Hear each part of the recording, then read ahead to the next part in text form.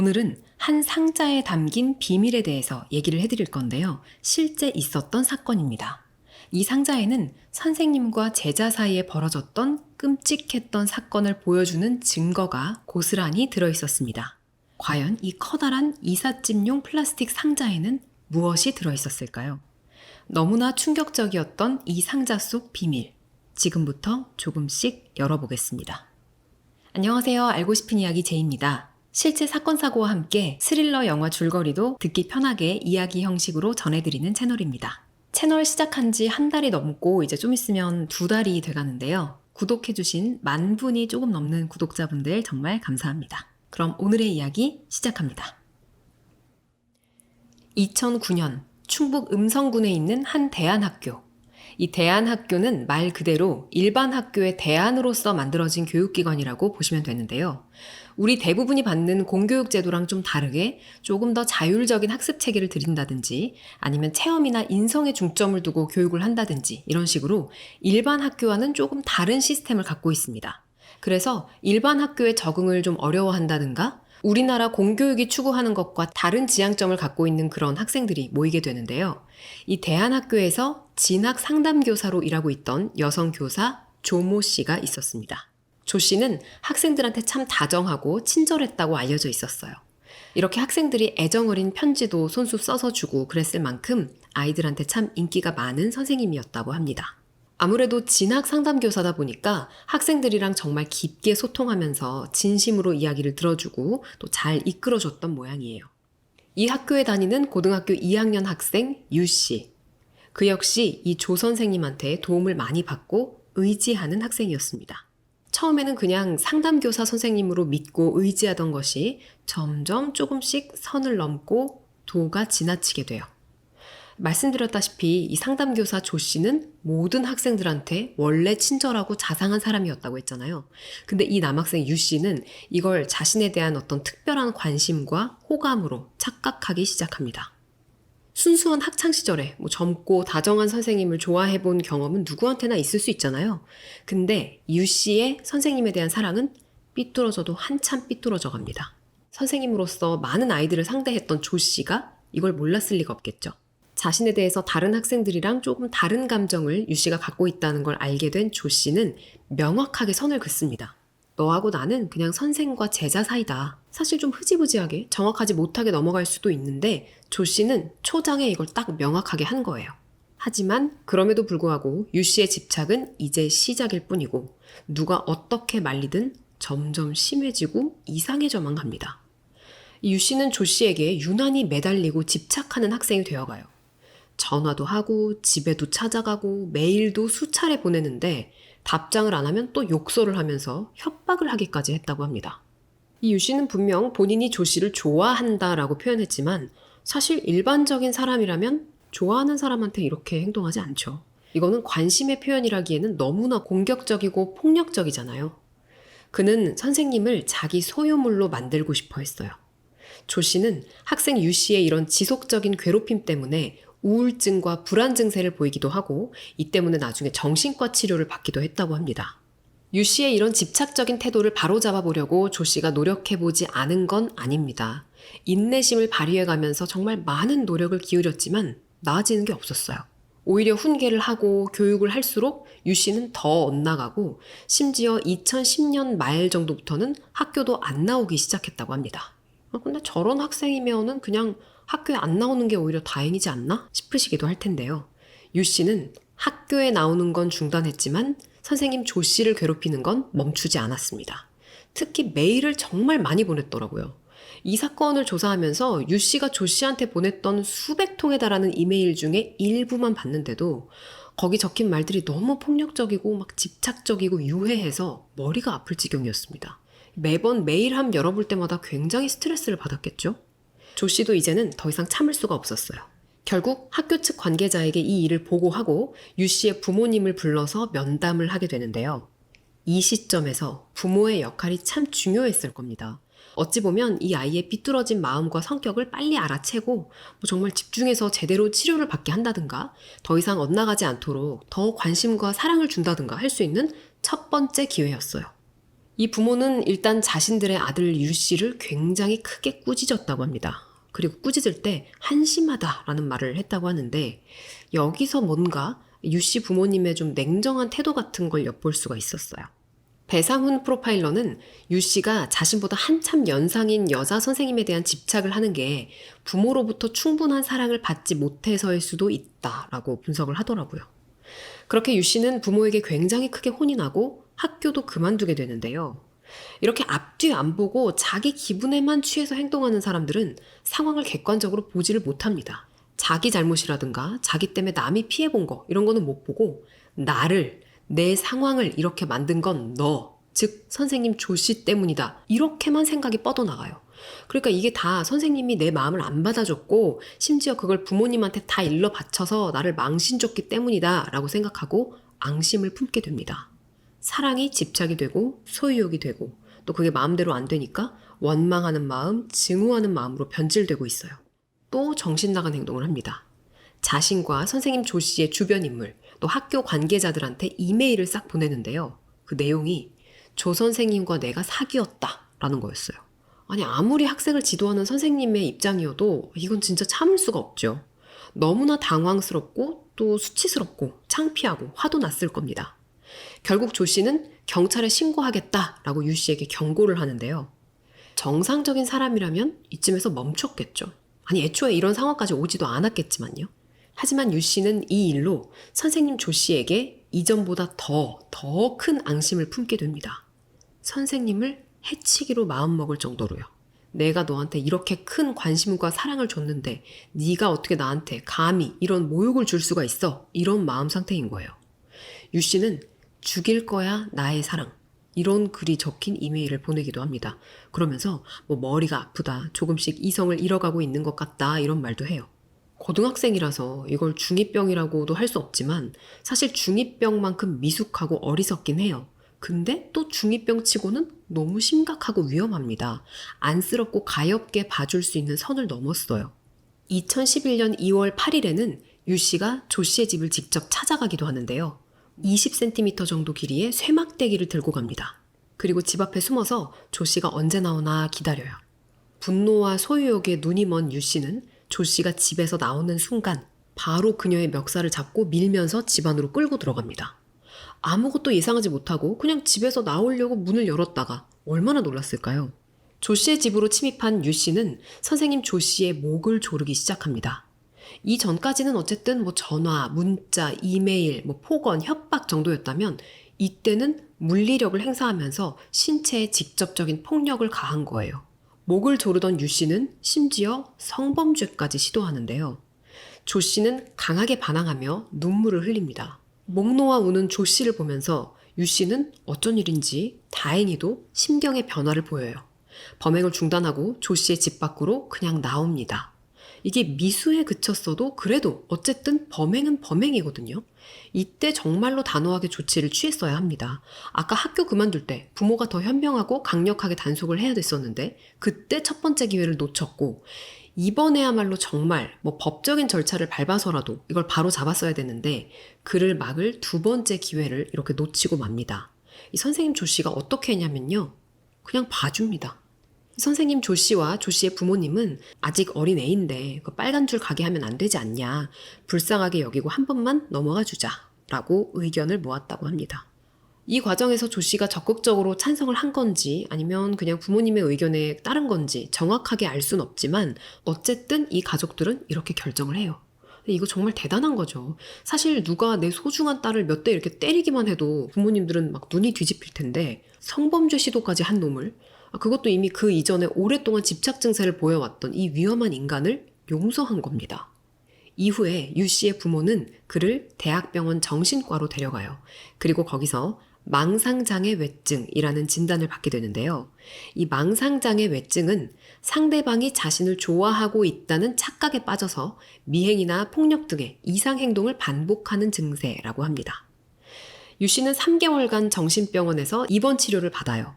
이 3개월이 짧다면 짧고 길다면 긴 시간인데 어쨌든 유 씨의 증상을 낫게 할 만큼 충분하지는 않았던 것 같습니다. 이때 치료가 제대로 됐다면, 일시적인 입원이 아니라 뭔가 근본적인 문제 해결이 됐다면 이후에 벌어질 더 끔찍한 일을 막을 수도 있었을 텐데요. 이렇게 유 씨를 막을 세 번째 기회도 무너지고 맙니다. 유 씨는 여전히 선생님 조 씨에 대한 원망의 마음을 지우지 못한 채 미국으로 도피 유학을 떠나게 됩니다. 이 정도의 일을 저질러 놓고 한국에서 정상적으로 학교를 다니고 일상생활을 하고 그런 건 불가능했겠죠. 그는 퇴원 후 2012년 5월에 미국의 한 커뮤니티 칼리지의 간호학과로 진학을 합니다.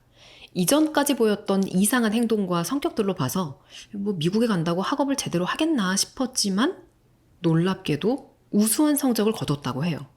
흔히 몸이 멀어지면 마음도 멀어진다고들 하는데 이렇게 유 씨처럼 망상장애를 가진 이들은 눈에서 안 보이면 더 강한 집착을 갖게 된다고 합니다. 이걸 로미오와 줄리엣 효과라고 한대요. 부모가 말리니까 사랑이 더 애틋해지고 강력해지는 것처럼 지금 당장 볼 수 없는 환경이 어떤 방해 요소가 되다 보니까 이 비뚤어진 집착도 더 강해졌던 겁니다.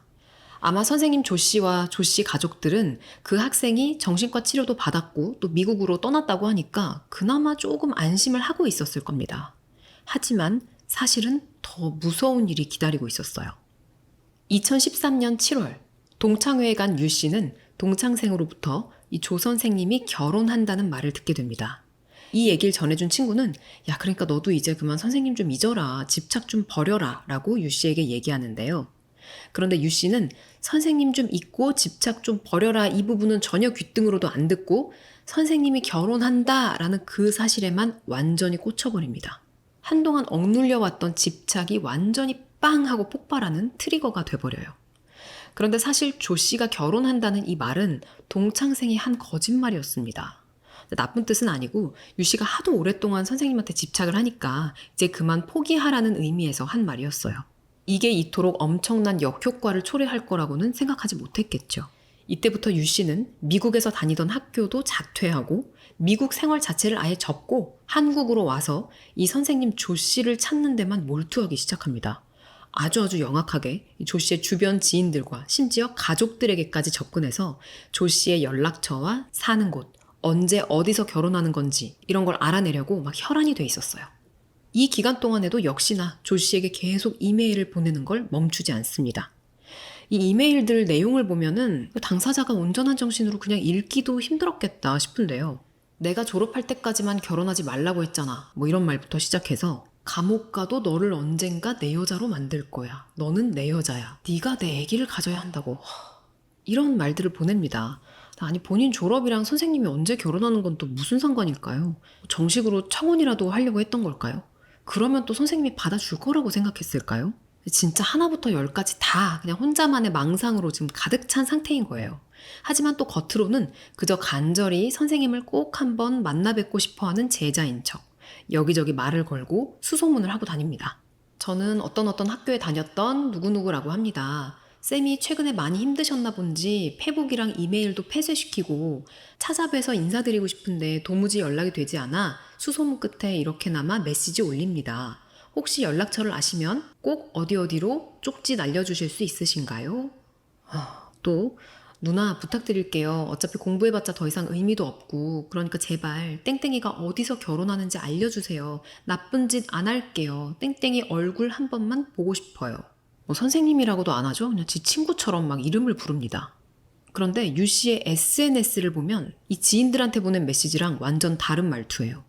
땡땡아 나는 잘 알아. 너가 마음만 먹으면 신고하고 내가 감옥 간다는 거. 근데 너도 하나 잘 알았으면 한다. 나도 마음만 먹으면 너를 정말 찾을 수 있다는 거. 나중에 네 계정 해킹할게. 조 씨의 이름을 SNS에서 계속 언급하니까 누군가 그 땡땡이가 누구야? 조 씨가 누구야? 라고 물어요. 그랬더니 토막내고 싶을 정도로 세상 유일하게 내가 혐오하는 사람. 전 어떤 또 학교 진학 지도교사 땡땡땡. 아니 좋아한다면서요. 땡땡쌤 어디에 있을까? 학교를 퇴사하고 행방이 묘해. 요 며칠째 계속 찾아다니고 있다. 꼭꼭 숨어라 머리카락 보인다. 서프라이즈 해줘야지. 땡땡을 찾기 위해서 지금까지 포항이랑 울산 샅샅이 뒤진 것 같다. 이제 제주도랑 서울만 남았나? 어디에서 벌벌 떨고 있을까? 생각만 해도 행복하다. 제정신이 아닌 것 같죠? 긴장 놓치지 마. 네가 나의 무서움을 모르니? 네가 나를 만만하게 보니? 언젠가 그때처럼 반드시 죽이고 말 거야. 사람이 왜 그래? 왜 나만 당하고 살아야 돼? 네가 잃은 게 뭐야? 왜 내가 손찌검 받으면서 살아야 돼? 손찌검이 아니고 손가락질이겠죠? 어딨니? 네가 공식적으로 일을 하지 않기 때문에 찾기 힘들구나. 결혼에 안달난 미친 X. 이렇게 몇 개만 봐도 정말 스트레스 확 받죠. 유 씨는 이렇게 막 수소문을 하다가 조 씨의 지인에게 마지막으로 이런 문자 메시지를 보내기도 합니다. 땡땡땡 찾았네요. 그리고 이제 누나 차단할게요. 이런 문자를 조 씨의 지인한테 보낸 거예요. 그 지인이 이 메시지를 받고 걱정이 돼서 이걸 캡처해가지고 조 씨한테 보내주면서 조심하라 라고 말을 해주는데요. 이때 조 씨는 그냥 걱정해줘서 고맙고 귀찮게 해서 미안하다 라고 답장했다고 해요. 그리고 이게 이 지인과 조 씨의 마지막 메시지가 됐는데요. 이걸 보면 조 씨의 성격이 좀 보이는 것 같죠. 그녀는 주변에 피해주는 걸 싫어하고 또 막 이러쿵저러쿵 자기 심경을 얘기하기보다는 혼자 꾹 참고 남들한테 피해 안 주려고 하고 이런 스타일이었습니다. 그래서 가족들도 미국에 갔던 유 씨가 계속해서 조 씨에게 이메일로 협박을 해왔다는 걸 나중에서야 알게 되기도 해요. 유 씨는 간 크게도 심지어 조 씨의 가족한테까지 찾아갑니다. 가서 과거의 죄에 대한 용서를 빌어요. 이러면서 조 씨의 부모가 다니고 있던 교회에 등록을 해가지고 회개하고 막 반성하는 척을 하면서 목사님과 조 씨의 부모님과 이렇게 사진까지 찍었대요. 이때까지도 조 씨의 부모님은 앞으로 벌어질 사건에 대해서 전혀 예상하시지 못했을 겁니다. 그래, 우리가 이렇게 넓은 마음으로 너를 용서하니까 젊은 청년이 바른 길로 오는구나. 그냥 이렇게 생각하셨을 것 같아요. 하지만 유 씨는 그렇게 반성하고 회개할 수 있는 인간이 아니었습니다. 2013년 말 그는 기어코 조 씨가 근무하고 있는 사무실 위치를 알아냅니다. 유 씨는 자신의 SNS를 통해서 위험한 행동을 할 것을 예고하기도 하는데요. 이거 이렇게 절대 안 끝나. 언젠가 반드시 널 찾을 거야. 너로 인해 고통받은 거 다 돌려줄 거야. 넌 지금까지 아무렇지도 않게 네 죄가 뭔지도 모르고 뻔뻔하게 사는 애야. 기필코 죽일 거야. 유 씨는 결국 강남구 신사동에 위치한 조 씨가 근무하는 어학원 건물의 위치를 알아내서 그곳으로 찾아갑니다. 그리고 오랜만에 조 씨의 앞에 떡하니 나타나요. 조 씨는 정말 귀신을 본 것 같은 심정이었을 것 같습니다. 이제 20대 초반이 된 유 씨, 성인이 됐지만 아직도 정신을 못 차렸습니다.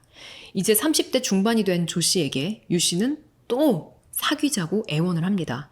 조 씨는 이번에도 역시 싫다는 거절 의사를 분명히 합니다. 조 씨가 이 이상 더 어떻게 명확하게 행동할 수는 없어요. 하지만 유 씨는 자기 자신을 막을 수 있는 마지막 기회를 걷어찹니다. 다음 날 2013년 12월 18일 유 씨는 오후에 조 씨의 직장 앞으로 또다시 찾아갑니다. 이제 어디 있는지 알아버렸으니까 자기가 원하는 바를 이룰 때까지 무식하게 들이밀기를 반복하겠죠. 조 씨는 한 번 더 강경하게 대응합니다. 너 자꾸 이런 식으로 나오면 스토킹으로 고소할 거야. 이 말에 유 씨는 또 발작적으로 반응합니다. 주체할 수 없는 분노를 느끼며 그는 흉기를 구매해서 조 씨의 근무지 근처 커피숍에서 그녀가 나오길 기다려요. 그리고 그날 저녁 7시 15분쯤 조 씨가 건물 1층으로 내려와서 나오는데 그 앞에 떡하니 유 씨가 나타납니다. 조 씨는 당황을 하긴 했지만 침착하게 그를 진정시키면서 나 지금 잠깐 여기 3층에 좀 올라갔다가 다시 나올게. 여기서 기다리고 있으라고 말합니다. 그리고는 자신이 일하는 그 어학원 건물로 다시 들어가서 얼른 엘리베이터를 타요. 그리고 3층을 누릅니다. 근데 이런 상가 엘리베이터가 그렇게 빠르지가 않아요. 계단은 또 길지가 않아서 웬만한 젊은 성인 남자가 이렇게 빠르게 2칸씩 막 뛰어 올라가면 엘리베이터보다 더 빠를 수도 있습니다. 유 씨는 내내 기다린 자신을 보고도 다시 뒤돌아 건물로 들어가 버린 조 씨를 씩씩대면서 뒤따라갑니다. 그녀가 엘리베이터를 타는 걸 보고 3층으로 미친 듯이 뛰어 올라가기 시작해요. 잠시 후 엘리베이터가 3층에 도착합니다. 문이 열리고 유 씨가 가쁜 숨을 몰아쉬며 조 씨를 기다리고 있었어요. 유 씨는 미리 준비한 흉기로 얼굴과 목 등 상반신을 중심으로 무려 14차례나 찔러 선생님을 살해합니다. 이렇게 상반신을 공격하는 건 범인의 어떤 원한과 분노의 감정을 드러내는 거라고 하는데요. 그는 조 씨가 사망한 후에도 계속 발길질을 하고 욕을 하면서 분노를 표출했다고 합니다. 조 씨는 이전에 집에서 공격당할 때에도 갑작스럽게 당한 거였기 때문에 속절없이 그냥 막 집 안으로 끌려 들어갔었죠.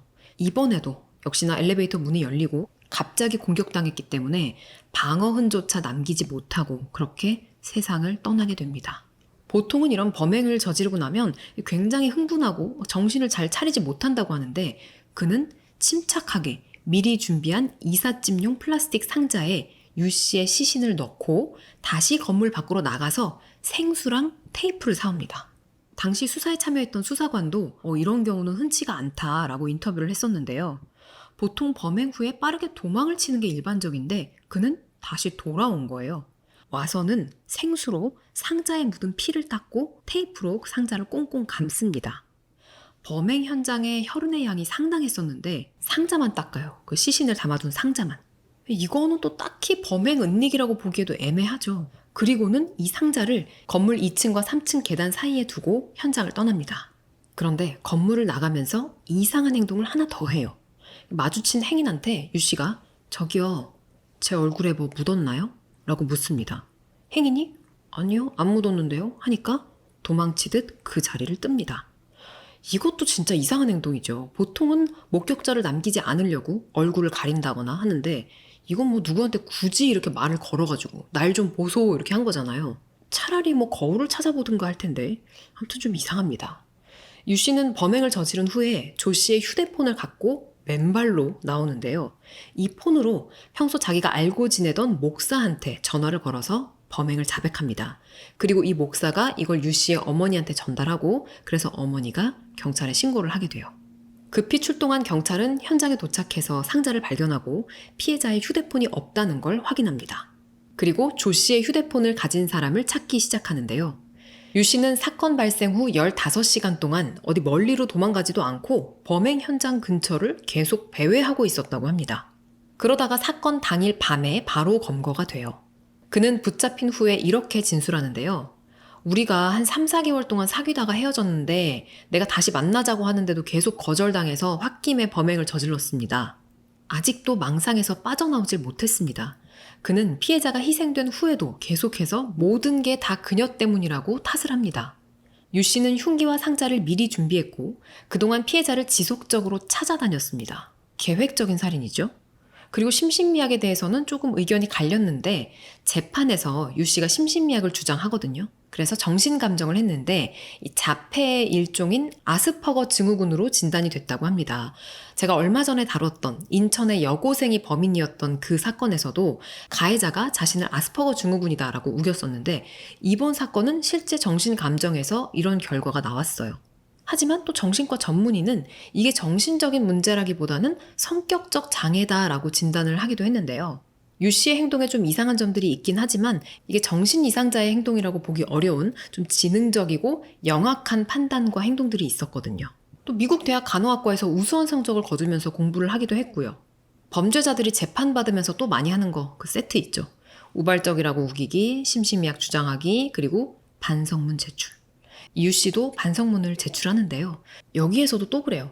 남녀가 사귀다 보면 배신당할 수도 있고 혹은 바보 취급을 받을 수도 있는데 제가 너무 과거에 얽매이다 보니 과거의 끈을 쉽게 풀지 못하고 집착하여 파괴적인 행동을 초래했습니다.